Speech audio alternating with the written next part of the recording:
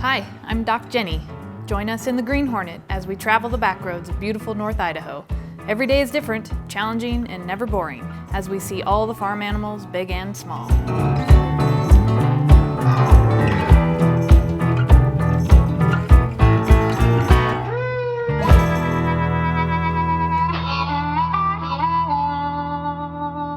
So I think what we'll do is throw a pad under this saddle and take a look and see how it looks with a pad on it. So the first pad that we decided to try with him, this is a neoprene, it's a memory foam pad, is that right? Yes. Memory foam pad. And it's pretty evenly, it provides even coverage over his entire back. It is cut out right here at the withers just a little bit, so it provides a little bit of air right there. And then we can pull it up into that wither just a little bit to kind of relieve the pressure directly on the top of the withers. And so what we're gonna do is cinch this up and have Leah get on and see how with pressure in there, if it still fits as well as we like. But I can get my hand completely under that bar and completely under that bar all the way along the saddle. And I've got good connection all the way. So we're gonna go ahead and cinch it up and see what it looks like. Now we've got Leah up in the saddle on Scotty. This is the neoprene memory foam pad, and the saddle that we had decided fits him the best out of the ones that we were trying.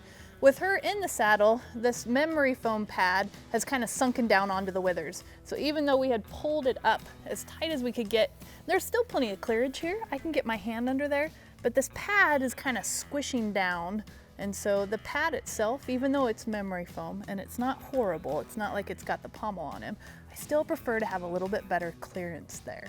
So it feels good behind the shoulders. It did sink a little bit more than what I would like, so there's maybe just a little bit more pressure here. But of course, now that Leah's in the saddle, there should be a little bit more pressure there. That's to be expected. And it feels good back here on the loin too.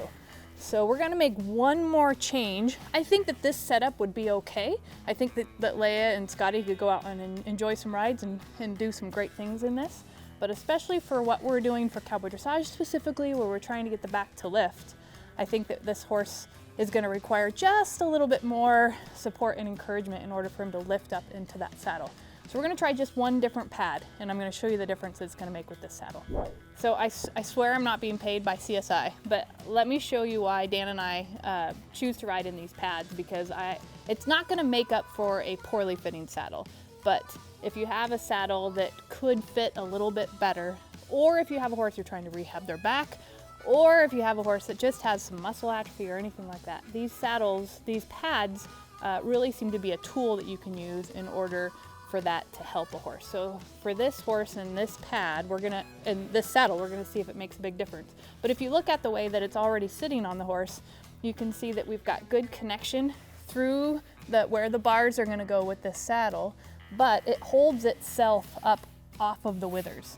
And so there's a flex plate here in this part of the pad on either end. So it's a piece of plastic here with fingers on it.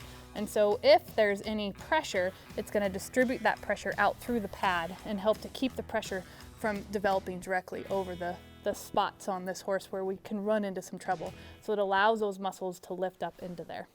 Okay, so now we've got Leah up in the saddle. We've got the CSI pad that is placed under, we've got to make sure that those flex plates are directly under the bar, which is going to be at the front of the saddle. This particular CSI, because it's ours and we ride with rounded skirts, it's too short for this saddle. But even with this, I would still ride with a pad like this, because you're not going to run into too much trouble unless you have a horse that really hollows out. This edge should not be rubbing onto the horse. So as long as the back part of the saddle up here is on top of the pad, you should be okay.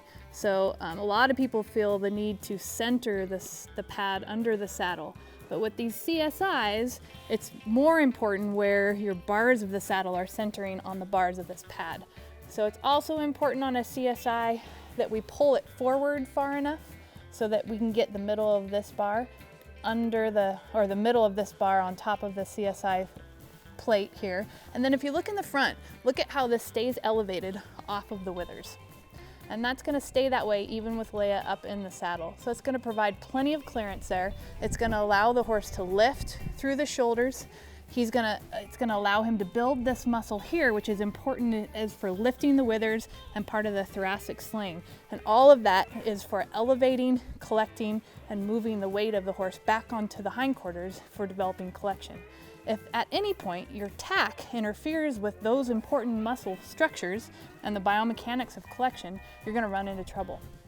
So with this particular setup, I think that Leah can start working forward with Scotty and get him to where he's moving with his hindquarters better so they're not trailing out behind him like a little kite, and he'll stay comfortable. And we've got good room under this pad so that we can keep him protected and keep his back nice and comfortable. So the only thing I would change is that is a little bit longer pad, but otherwise, I think you're set. So we've gone over the saddle fit with Leah and Scotty and talked about some of the stumbling blocks that you can run into with saddle fit, and just want to reiterate again the important parts. Again, this is my own horse. This is Chico with his custom-made saddle by Leah Kemner, and he's got a thicker CSI on him right now than what we put on Scotty. But we've got the bars of the saddle that are sitting right on the CSI. We've got good clearance up here through the withers, and Chico has monster withers. So this keeps his withers nice and comfortable, and we've got good connection on the front and on the back underneath these bars.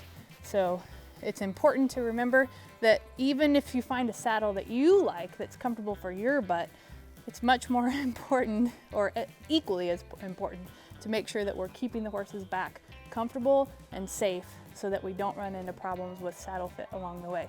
So I'm gonna pull Chico's saddle real quick so I can show you his back, and then we'll be all done. So you can see on a horse like Chico, who has these monster withers, he's got very, very tall withers.